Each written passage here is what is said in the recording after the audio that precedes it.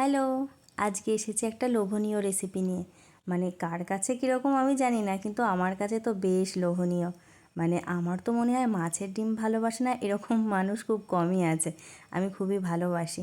তো মা আজকে অনেকটাই মাছের ডিম নিয়েছিল। তো সব সময় মাছের ডিমের পকোড়া খাওয়াই হয়ে থাকে। আমি বললাম একটুখানি লাল ঝোল করো, মানে ওই যে রুই মাছের কালিয়া যেরকম করে ওরকম করে।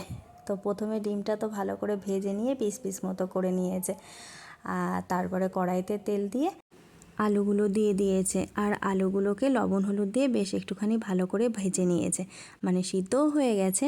তারপরে দেখো পেঁয়াজ আর রসুন কুড়িয়ে দিয়েছে মা। মানে তোমরা চাইলে বেটেও দিতে পারো, কিন্তু বাটাবাটির ঝামেলা না করে ওই জন্য কোড়াটা দিয়েছে। আর ঝালের জন্যে তো কিছুটা শুকনো লঙ্কা আর কয়েকটা কাঁচা লঙ্কা চেরা দিয়ে দিয়েছে। তারপরে দেখো যে মশলাটা দিল, এর মধ্যে আছে ধনে জিরে আর আদা বাটা, আর তার সঙ্গে অবশ্যই থাকছে স্বাদ মতো লবণ, একটুখানি হলুদ, আর স্বাদটাকে ব্যালেন্স করার জন্য অল্প একটু চিনি আর শুকনো লঙ্কার গুঁড়ো দিয়ে অল্প একটুখানি সামান্য জল দিয়ে ভালো করে আলুটাকে মশলার সাথে কষিয়ে নিতে হবে। শুকনো লঙ্কার গুঁড়োটা দিলে একটুখানি ঝালও হয় আর কালারটাও খুব সুন্দর আসে, সেজন্যই আমাদের মাঝে মাঝে তরকারিতে শুকনো লঙ্কার গুঁড়ো ব্যবহার করা হয়।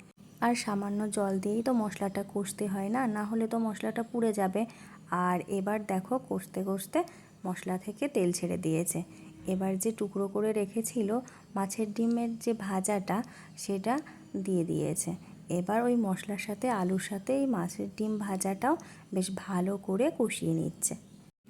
মাছের ডিমগুলো ঝোলের মধ্যে দিলেও হতো, কিন্তু মশলার সাথে কষিয়ে নিলে বেশ ভালো করে মশলাটা ওর মধ্যে ঢুকে যায়। দেখো কি সুন্দর কালারটা এসেছে, আমার তো এখনই দেখে খেতে ইচ্ছা করছে।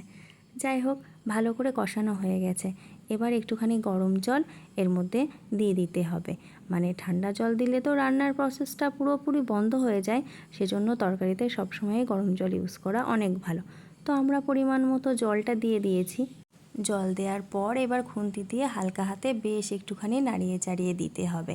তারপর তো অবশ্যই কিছুক্ষণের জন্য ফুটতে দিতে হবে, যাতে ঝোলটা আলুর মধ্যে আর ডিমের মধ্যে ভালো করে ঢুকে যায়। তারপরে শেষে নামানোর আগে অবশ্যই একটুখানি গরম মশলা দিয়ে দিতে হবে। সত্যি কথা বলতে কি, গরম মশলাটা দেওয়ার পর কী যে ভালো গন্ধ বেরিয়েছিল, সে যে কি বলবো। মানে আমি তো আর ওয়েটই করতে পারছি না, মুখে অটোমেটিক জল চলে এসেছে।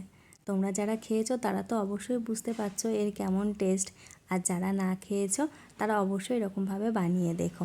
আর কেমন লাগলো আমাকে অবশ্যই জানিও। চলো তাহলে আজকে ভিডিওটা এখানেই শেষ করছি। টাটা।